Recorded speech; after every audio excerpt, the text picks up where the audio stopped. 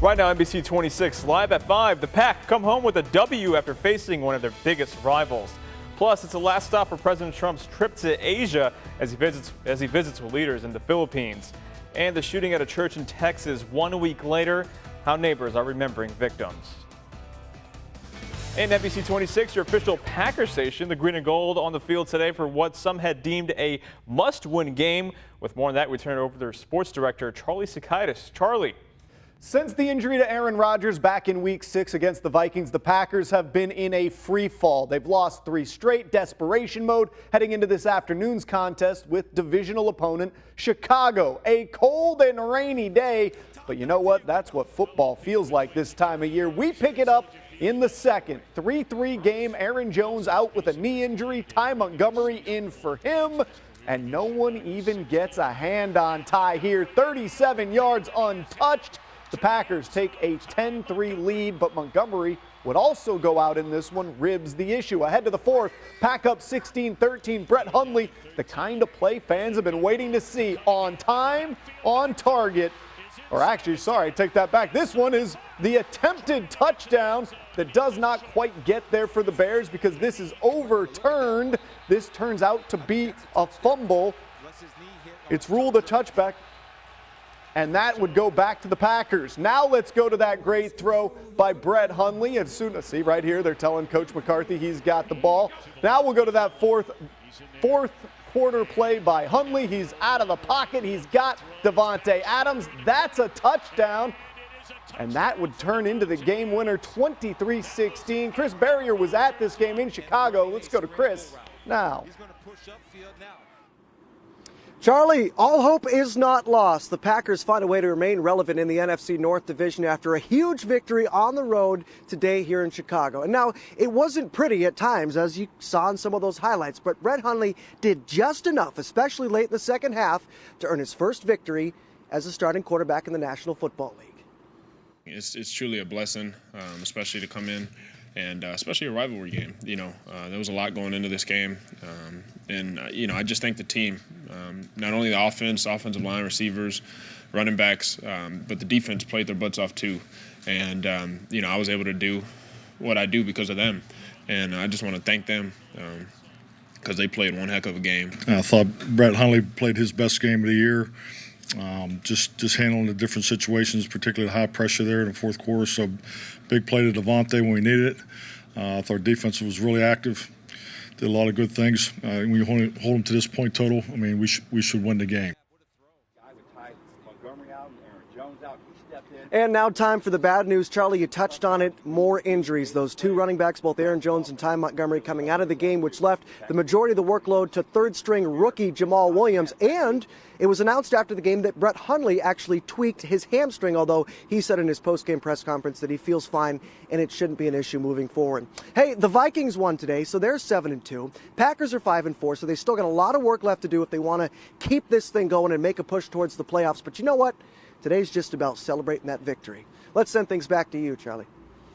Thanks, Chris. A win will have that Packer fan crew feeling good all week long. We'll have more on this game coming up in sports. For now, keeping you connected, I'm Charlie Sakaitis for NBC 26.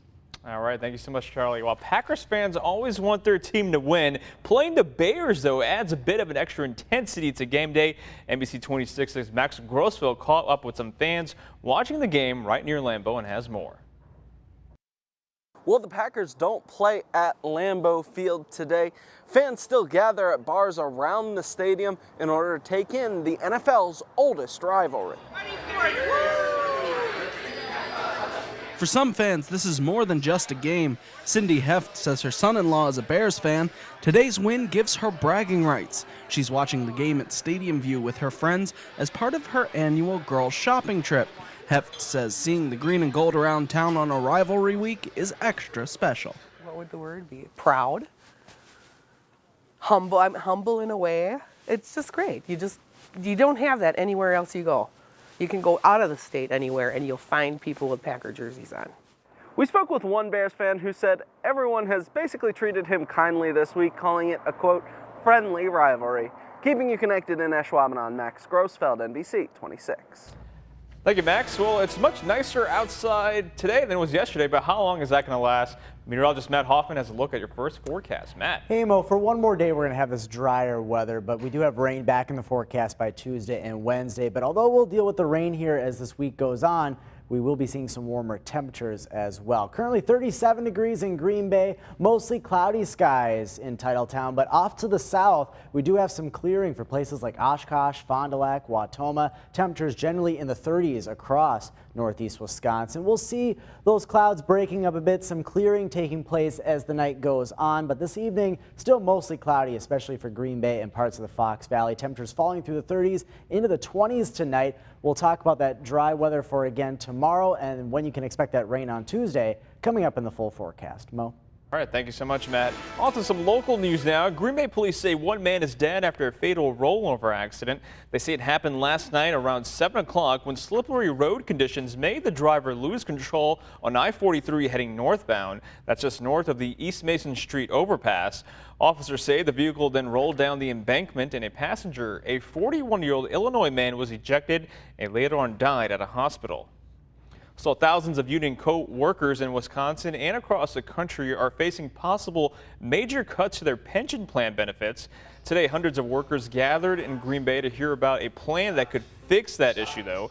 Local leaders within the National Committee to Protect Pensions say lawmakers will introduce a bill that would separate retirees from active workers.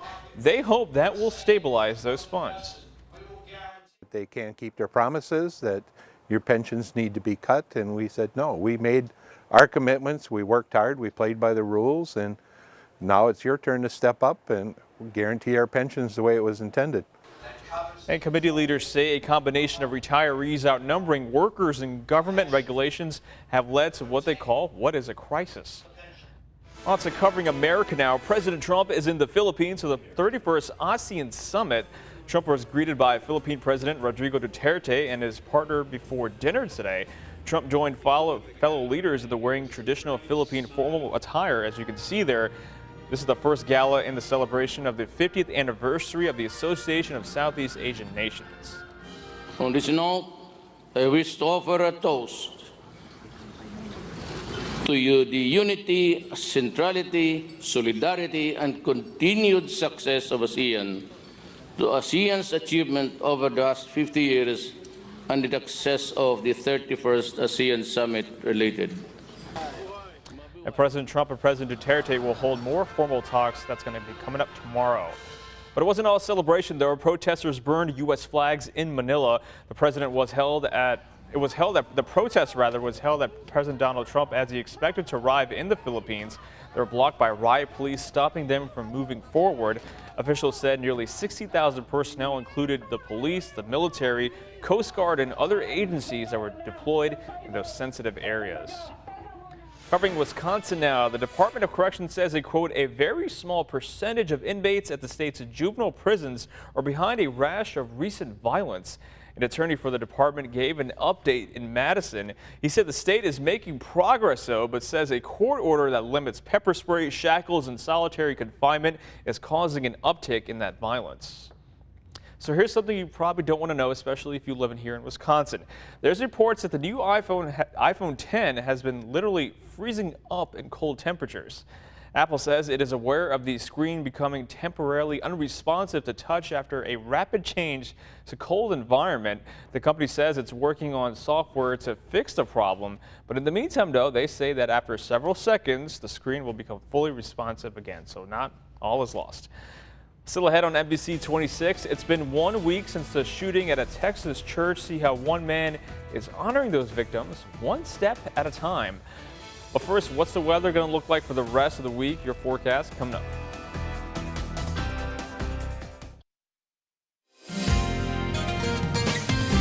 And now, your Storm Shield forecast with NBC 26 meteorologist Matt Hoffman.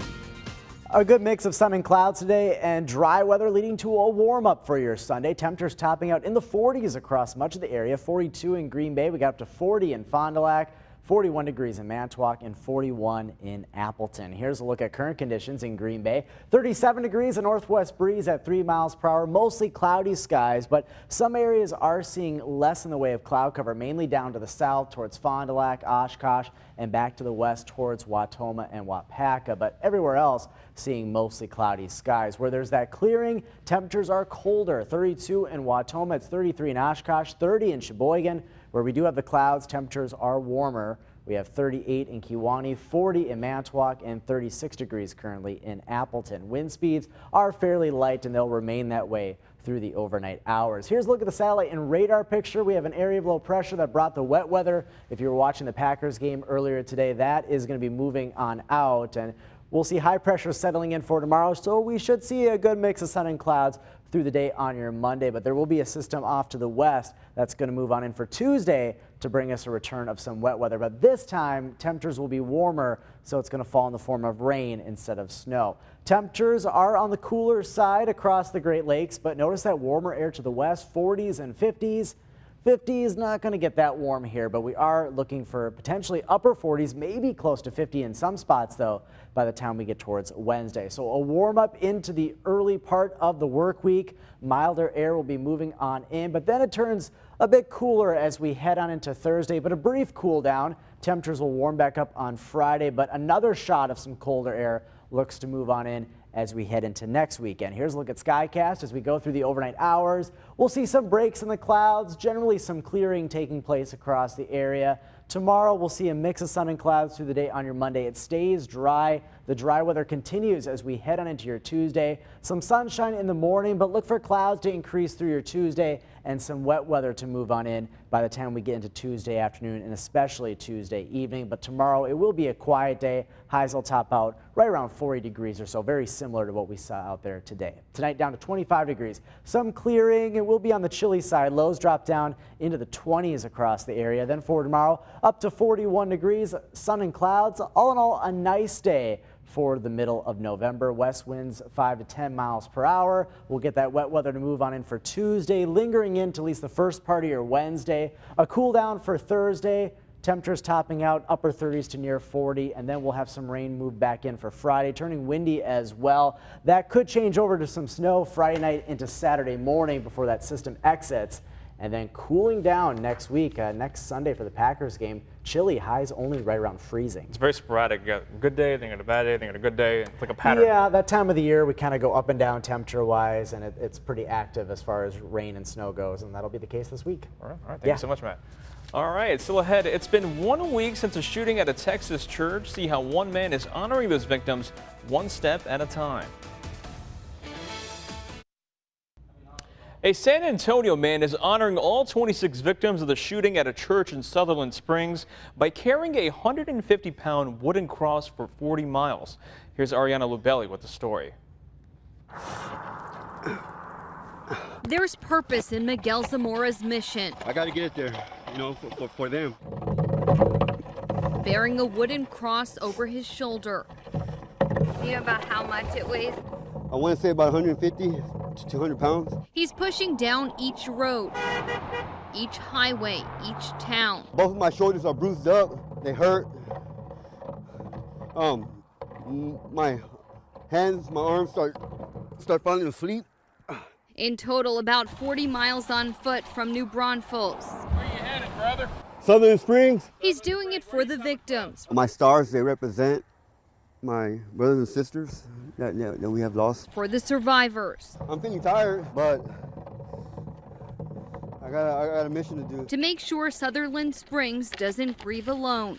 To show my love and to show the love of God to the families. He's inspired others along the way. I was on my way home and I saw Miguel out here and I said I have to turn back and tell him what a great job he's doing and just he's an inspiration to all of us. It brought a lot to my heart to see someone doing something like this. It was a remarkable thing for him to do that.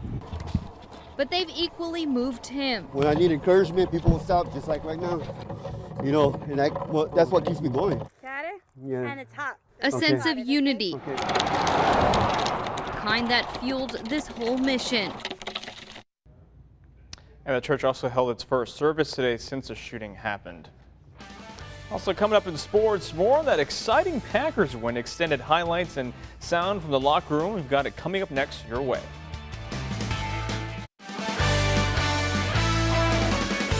And now, NBC 26 Sports with sports director Charlie Sakaitis.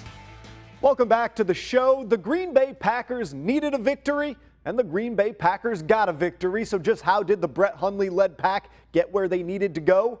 We've got the breakdown. Coach Mike McCarthy, all business prior to the start of this contest, and the team responding. They've talked about the importance of big plays all week, and an early one here, Brett Hundley to Randall Cobb, 38-yard pickup. The drive leads to a field goal, 3-0 Green Bay. And Cobb, excitable after that one. On into the second quarter, Aaron Jones out of the game with a knee injury. Ty Montgomery, the man who gets the call, and he turns that run into points. 37 yards untouched, 10-3 Green Bay.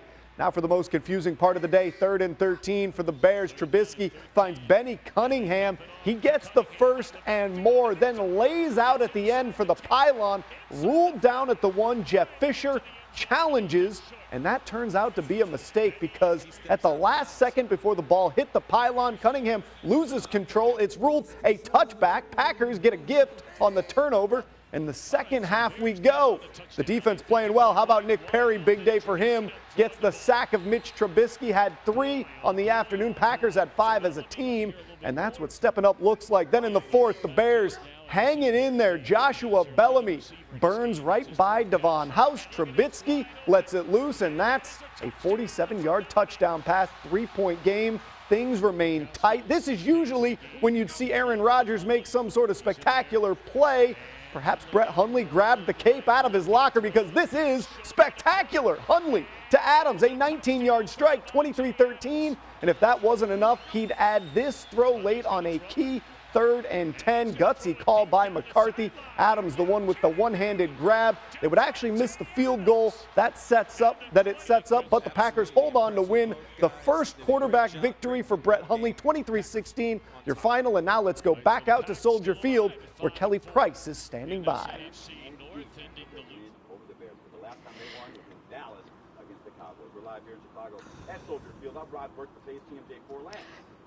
Put away the panic buttons. The Packers season isn't quite over yet. They started 4-1 on the season. They dropped the next 3, but they're back over 500 at 5-4. And there's a sense of relief in this locker room. It was a good feeling. Whenever you win, it's a good feeling. And there's still a lot of things we have to correct and do better. And it's just always great to make those corrections off of a win. It's huge. A lot goes into this. This is a lot of history in this win. Bragging rights, all type of things. Obviously, we don't have any bad blood with anybody over here, but it's always going to be a little bit more competitive when we play against the Bears. So it was big. It's been a while since we've been walking around smiling in here, but yeah, I think we're onto something now. So we just got to continue that. When you drop 2, you expect to come back and show a little moxie, but some teams go the other way. So we just we wanted to uphold our end of the bargain.